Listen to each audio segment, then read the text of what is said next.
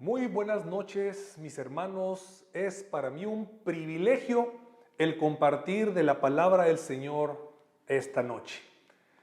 Hoy he titulado el tema Agradecimiento genuino en tiempos de angustia. Y es porque estamos viviendo tiempos de angustia. Llevamos ya casi 2 años con una pandemia que le ha costado millones de vidas a este mundo en diferentes países. Y ha dejado a muchas empresas con las puertas cerradas, muchas personas se han quedado sin su trabajo, muchas familias se han roto a raíz de todo eso. Pero también en este mes se tiene la costumbre de celebrar el Día de Acción de Gracias. Y se juntan las familias y comparten un poco, comida, celebran, disfrutan y le dan gracias a Dios por lo que han recibido. Pero hoy vamos a ver que la definición de agradecimiento que nos dice el mundo y el diccionario difiere un poco de lo que es el agradecimiento según la Biblia. Así es que comencemos con qué dice el diccionario acerca del agradecimiento. Dice que es un sentimiento de estima y reconocimiento que una persona tiene hacia quien le ha dado un regalo, hecho un favor o prestado un servicio. Así es que el agradecimiento, según el diccionario, dice que cuando nosotros recibimos algo, nosotros nos sentimos agradecidos y mostramos ese agradecimiento hacia alguien más. Pero ¿qué sucede cuando no recibimos nada? O lo que está sucediendo es que estamos pasando un luto.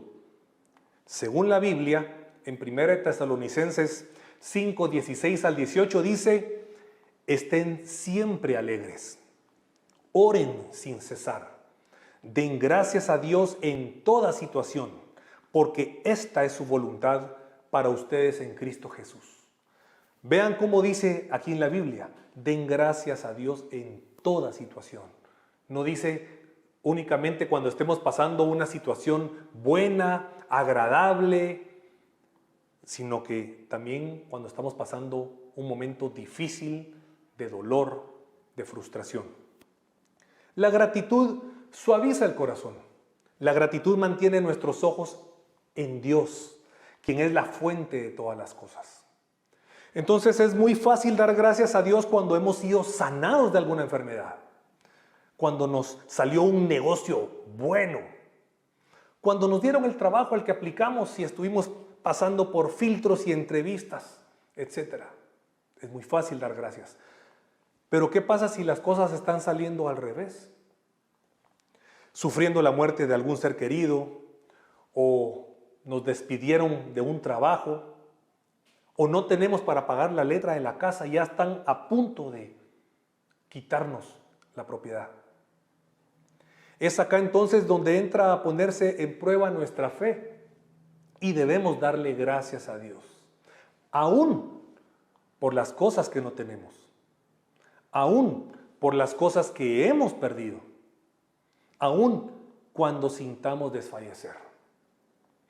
Yo quiero hablarles hoy de algunos ejemplos de personajes de la Biblia que, aunque estaban muy bien, de repente la desgracia vino a sus vidas, pero ellos no perdieron la fe y siempre se mantuvieron agradecidos con Dios a pesar de esa situación.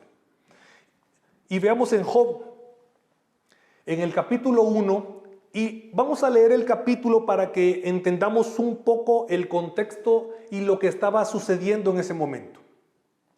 Dice que en la región de Uz había un hombre recto e intachable que temía a Dios y vivía apartado del mal.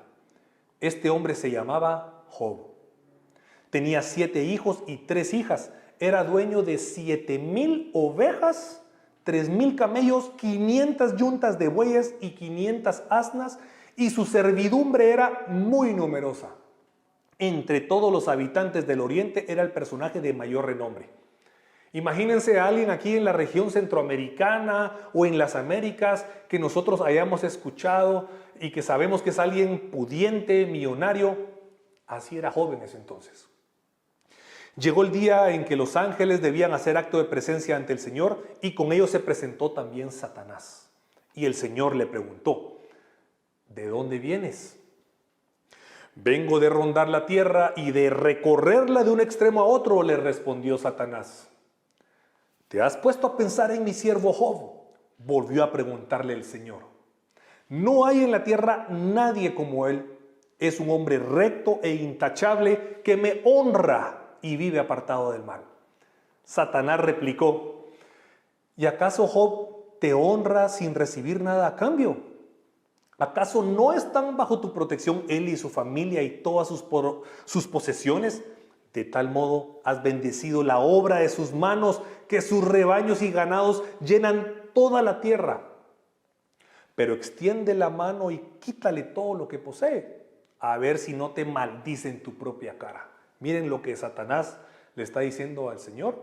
Imagínense que viene Satanás y le dice, mire, ese señor ahí, esa señora que está viendo el programa de hoy en la noche, tú lo has guardado, lo has protegido. Retira tu mano de él, vamos a ver si no te maldice. Imagínense, sin embargo el Señor lo permitió. Muy bien, le contestó el Señor. Todas sus posesiones están en tus manos, con la condición de que a él no le pongas la mano encima. Miren, tremendo. Vamos ahorita en el versículo 13. Llegó el día en que los hijos y las hijas de Job celebraban un banquete en casa de su hermano mayor. Entonces un mensajero llegó a decirle a Job, mientras los bueyes araban y los asnos pastaban por ahí cerca, nos atacaron los de Sabá y se los llevaron. A los criados los mataron a filo de espada. Solo yo pude escapar y ahora vengo a contárselo a usted. No había terminado de hablar este mensajero cuando uno más llegó y dijo, del cielo cayó un rayo que calcinó a las ovejas y a los criados. Solo yo pude escapar para venir a contárselo. No había terminado de hablar este mensajero cuando otro más llegó y dijo, unos salteadores caldeos vinieron y dividiéndose en 3 grupos se apoderaron de los camellos y se los llevaron. A los criados los mataron a filo de espada. Solo yo pude escapar y ahora vengo a contárselo. Imagínense, hemos escuchado ese dicho que a veces nos llueve sobre mojado. ¿Cómo se sentía Job en este momento? Y todavía no habían terminado las malas noticias. Dice que en el versículo 18, no había terminado de hablar este mensajero todavía cuando otro llegó y dijo, los hijos y las hijas de ustedes estaban celebrando un banquete en casa del mayor de todos ellos, cuando de pronto un fuerte viento del desierto dio contra la casa y derribó sus 4 esquinas. Y la casa cayó sobre los jóvenes y todos murieron. Solo yo pude escapar y ahora vengo a contárselo. Al llegar a este punto, Job se levantó, se rasgó las vestiduras, se rasuró la cabeza y luego se dejó caer al suelo en actitud de oración. ¿Qué hubiera hecho usted en ese momento? Si pierde todo por lo que ha trabajado por muchos años y sus hijos, todos, en el caso de Job, sus 10 hijos murieron. Claro, imagínense ese dolor que lo vino a invadir. Y a pesar de la frustración, el dolor que sentía, en el versículo 21 dice, entonces dijo, desnudo salí del vientre de mi madre y desnudo he de partir. El Señor ha dado, el Señor ha quitado. Bendito sea el nombre del Señor. Yo no sé ustedes, pero a mí estas palabras me suenan como un hombre agradecido con Dios. Un hombre que sabe que vino sin nada a este mundo y que también sabía que el día que le tocara morir se iba a ir sin nada también. Y todo lo que recibió en este ínterin de la vida, de este corto momento que tenemos en este mundo, es algo extra, que es una bendición. Y fíjense que Albert Einstein, en una de sus frases célebres, dice, solo hay 2 formas de vivir la vida. Una es pensando que nada es un milagro y la otra es creer que todo lo es. La gente que se siente merecedora, que da por sentado sus 3 comidas al día, el techo que tiene, su ropa que viste, no cree que todo es un milagro. Pero los que entendemos como Job, que desnudos salimos del vientre de nuestra madre y que desnudos vamos a partir. Vemos la vida, que todo es un milagro. Pablo, que todos sabemos, fue un hombre malo cuando era llamado Saulo de Tarso. Él perseguía a los cristianos. Estuvo cuando apedrearon a Esteban ahí. Y después se fue con el consejo para pedir autorización todavía para seguir persiguiendo a más cristianos. El Señor se le apareció y Pablo creyó. Y empezó a usar a Pablo de una manera increíble que al día de hoy nos sigue enseñando con todas sus vivencias y todo lo que él padeció. Y vaya, si Pablo no es ajeno al padecimiento. Leamos en 2 Corintios 11:24. Dice Pablo, 5 veces recibí de los judíos los 39 azotes. 3 veces me golpearon con varas. Una vez me apedrearon, 3 veces naufragué y pasé un día y una noche como náufrago en alta mar. Mi vida ha sido un continuo ir y venir de un sitio a otro, en peligros de ríos, peligros de bandidos, peligros de parte de mis compatriotas, peligros a manos de los gentiles, peligros en la ciudad, peligros en el campo, peligros en el mar y peligros de parte de falsos hermanos. He pasado muchos trabajos y fatigas y muchas veces me he quedado sin dormir. He sufrido hambre y sed y muchas veces me he quedado en ayunas. He sufrido frío y desnudez. Vaya si no le ha tocado sufrir a Pablo. Vaya si no sufrió. ¿Cuánto pasó? Sin embargo, a pesar de que siguió padeciendo, porque este versículo que les voy a leer en Romanos 5:3, ya Pablo estaba metido en la cárcel en Roma. Terminó en la cárcel Pablo. Y aún adentro de la cárcel viene y dice estas palabras. Y no solo esto, sino que también nos gloriamos en las tribulaciones, sabiendo que la tribulación produce paciencia. A mí me suena como un agradecimiento. ¿Cómo puede ser que Pablo le dé un agradecimiento al Señor por la tribulación y todo lo que ha pasado? Porque él sabe que a raíz de todo eso, eso produjo paciencia en su corazón. Y la paciencia, carácter probado. Y el carácter probado, esperanza. Y la esperanza no desilusiona. Porque el amor de Dios ha sido derramado en nuestros corazones por medio del Espíritu Santo que nos fue dado. Miren, Pablo sabía que en este mundo tendremos aflicciones. Pero Dios ha vencido al mundo. Y esa es la paz que tenemos que tener nosotros en nuestro corazón. Pablo estaba agradecido por todas las penurias que pasó, porque él sabía que Dios tenía un propósito para su vida y Dios tenía algo más grande preparado para él. José el soñador. José, hijo de Jacob, era uno de los 12 hijos de él, pero él era el favorito de Jacob. Y sus hermanos por lo mismo lo envidiaban, lo despreciaban, como decimos ahora, le hacían bullying. Tanto así que agarraron su túnica, la despedazaron, mataron a un machito cabrío ahí, la llenaron de sangre y le dijeron a su papá que una bestia lo había destrozado. Y no se quedaron solo ahí. Lo vendieron a los madianitas y se fue como esclavo a Egipto. Y estando en Egipto, Potifar, uno de los altos funcionarios del faraón, lo compró y lo puso como mayordomo de todas sus posesiones. Y cuando nosotros leemos estos pasajes en Génesis, se menciona muchas veces que el Señor estaba con él. Y yo sé que José sentía esa presencia del Señor, a pesar de que lo habían despreciado, a pesar de que lo habían vendido como esclavo, a pesar de que estaba ahora como un mayordomo en la casa de Potifar.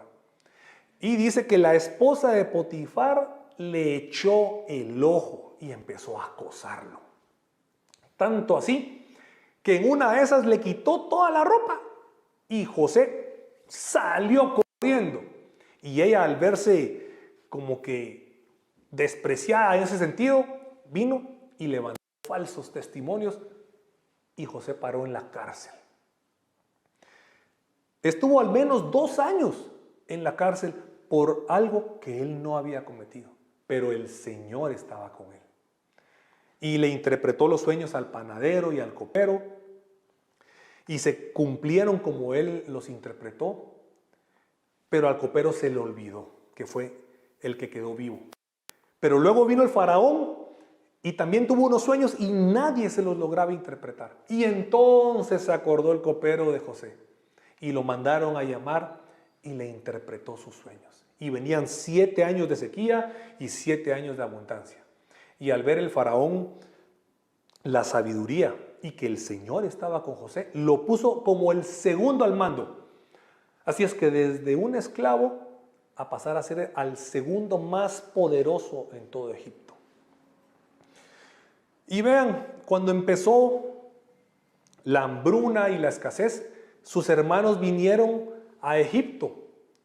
Ahora imagínense a José en su carro, bien vestido, con poder, con autoridad, con prestigio, con fama.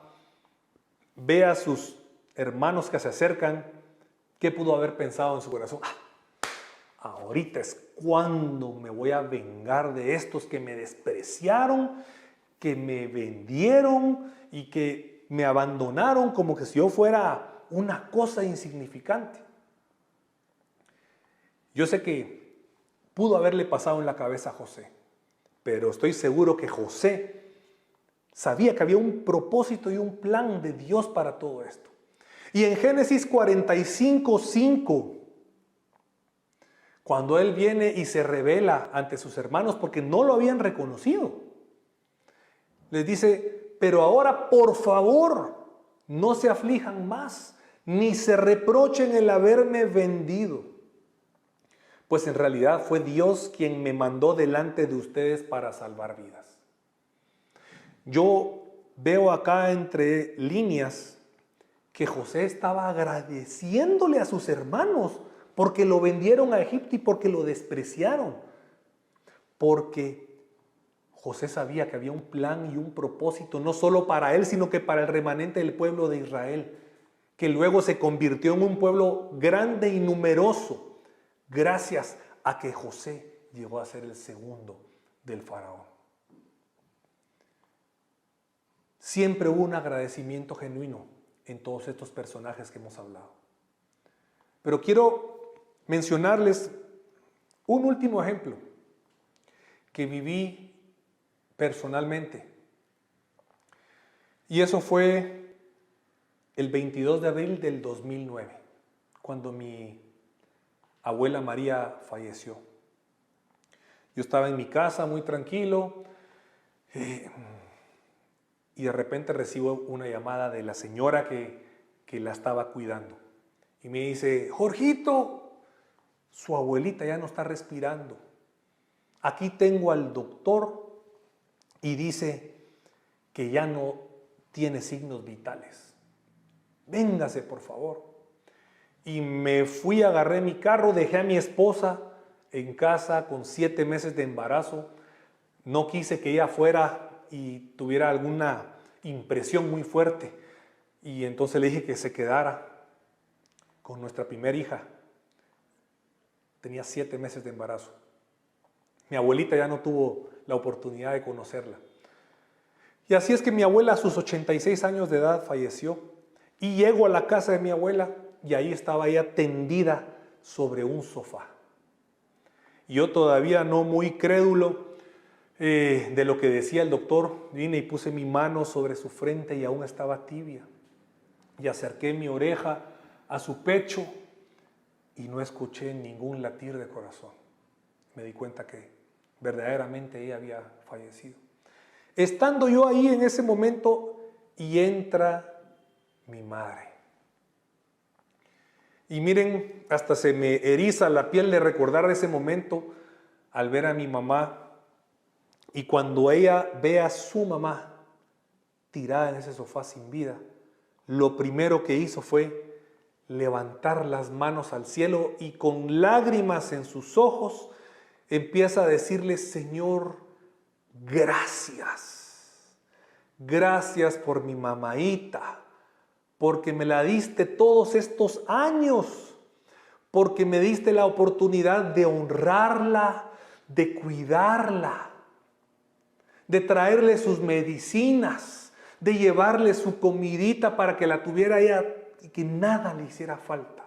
Gracias, porque me diste la oportunidad de tenerla todo este tiempo. Y ahora la dejo en tus manos. Sé que ella está mejor, ya no está padeciendo los males que tenía. Miren, si eso no es un agradecimiento genuino, entonces, ¿qué es un agradecimiento genuino? Pero yo lo viví en carne propia. Y yo sé que mi madre tenía un dolor en su corazón al ver a su mamá ahí tirada. Pero ella sabía que ella estaba mejor en la presencia del Señor, a pesar de ese momento difícil, a pesar de la muerte de su mamá, a pesar del dolor que ella sentía en su corazón. Así es que probablemente usted esté hoy pasando por un momento así de difícil, de doloroso. Probablemente usted esté ahorita viendo este programa en una cama de hospital. Tal vez esté ahí en su cuarto con dolencias, pasando momentos muy difíciles. Tal vez está llorando la muerte de un ser querido, de un amigo muy cercano. No tiene trabajo o ya tiene escasez económica. Su familia se está rompiendo en pedazos. Pero yo le digo hoy, con fe, dígale al Señor, gracias. Porque dice en la Biblia que leemos gracias al Señor por todo. Y si usted nunca ha recibido a Jesús en su corazón y nunca le ha dado las gracias porque Él murió en la cruz por sus pecados, hoy es el momento. Y ahorita es el momento, ahí donde está. Le voy a pedir que cierre sus ojos y repita después de mí: Señor Jesús, te doy gracias porque tú te fijaste en mí. Reconozco que he sido un pecador y me arrepiento. Tú eres mi único Señor y Salvador. De aquí en adelante quiero ser diferente, quiero acercarme a ti. Gracias porque has perdonado todos mis pecados. En el nombre de Cristo Jesús. Amén. Así es que, mi amado hermano, vivamos un agradecimiento genuino en tiempos de angustia. Y recordemos que la gratitud, el agradecimiento genuino, es la llave que abre la puerta a las bendiciones que están preparadas para usted. Si tan solo creemos, confiamos y tenemos fe en el Señor. Que Dios les bendiga.